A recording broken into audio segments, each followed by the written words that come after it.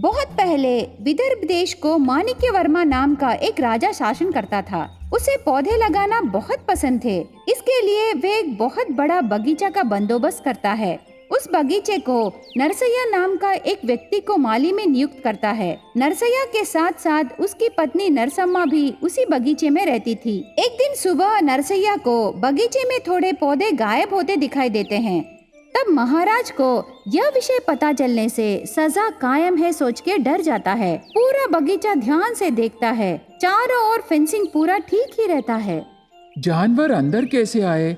बगीचे में पौधे गायब कैसे हो गए? ऐसे बहुत सोचने लगता है, पर नरसैया को कुछ समझ में नहीं आता। उस दिन रात को नरसैया बिना सोए एक पेड़ के पीछे चुपके से देखने लगता है। आधी रात के समय एक पंखों वाला हाथी आसमान से नीचे आता है।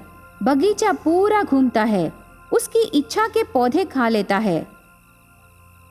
तब नरसैया धीरे से हाथी के पीछे जाता है। सुबह होने से पहले वो हाथी जोर से गुर्राया और ऊपर उड़ जाता है। उस दिन से हर रात को नरसैया चुपके से पहरा करने लगा। पूर्णिमा की रात आती है, चांद खिला रहता है। नरसैया ध्यान से पूरा देखता रहता है। इतने में एक चमत्कार होता है। आसमान में से एक रोशनी धीरे से बगीचे में पड़ती है। एक सुंदर सा पंखों वाला हाथी चमकते हुए नीचे आता है। बगीचे में रहे पौधे पेट भर खाके वापस उड़ते समय नरसैया उसकी पूंछ पकड़ लेता है। वो हाथी सीधा एक अजीब लोक को जाता है। उस अजीब लोक में चारों ओर हीरे मोती रहते हैं और इमारतें पूरे सोने से रहते हैं। वहाँ नरसैया को चमत्कार ही दिखाई देते हैं। जानवर हवा में उड़ रहे थे, पक्षी बातें कर रहे थे, सांप पूंछ पर ऊपर उठ के नाच रहे थे। आहा, इस अजीब दुनिया में कितने चमत्कार हो रहे हैं।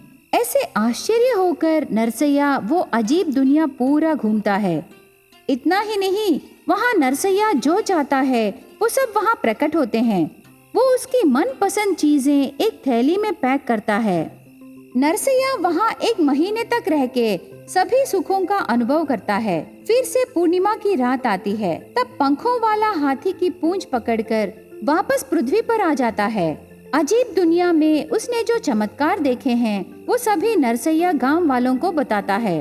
वहाँ से लाए अजीब चीजों को सब गांव वालों को दिखाता है, लेकिन थोड़े लोग नरसैया की बातों पर यकीन नहीं करते। तब उन लोगों को उस अजीब दुनिया में ले जाने का वादा करता है नरसैया।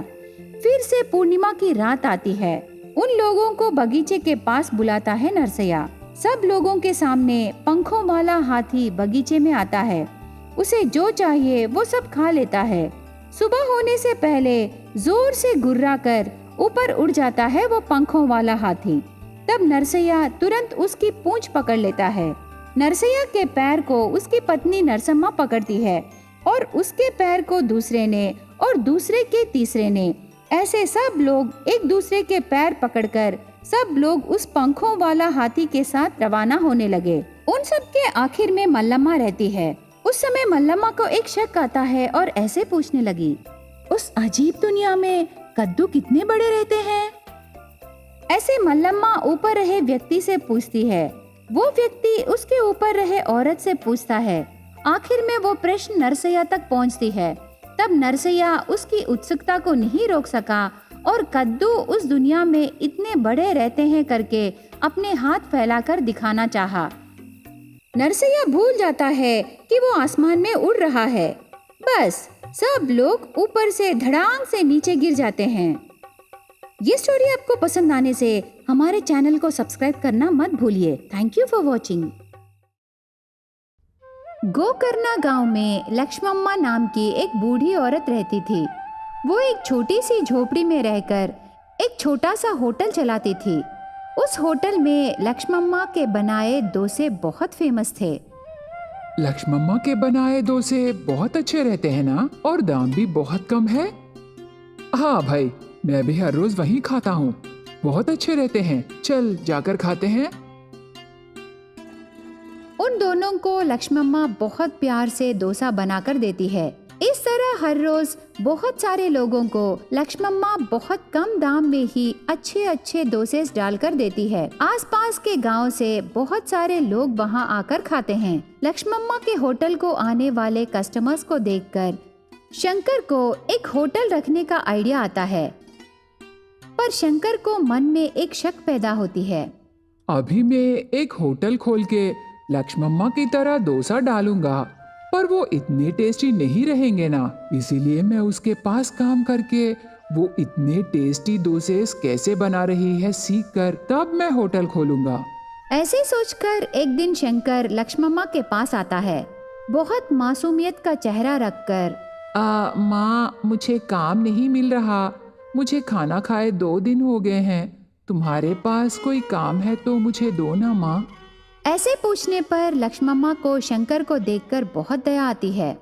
अरे बेटा, चिंता मत करो, पहले डोसा खाओ। लक्ष्मम्मा डोसा डालकर देती है। शंकर खाता है। बेटा, मैं इस छोटे से होटल में डोसा डालकर बेचती हूँ, मैं तुम्हें क्या काम दे सकती हूँ? तू यहाँ हर रोज खा के जाओ, मुझे पैसे नहीं चाहिए बेटा।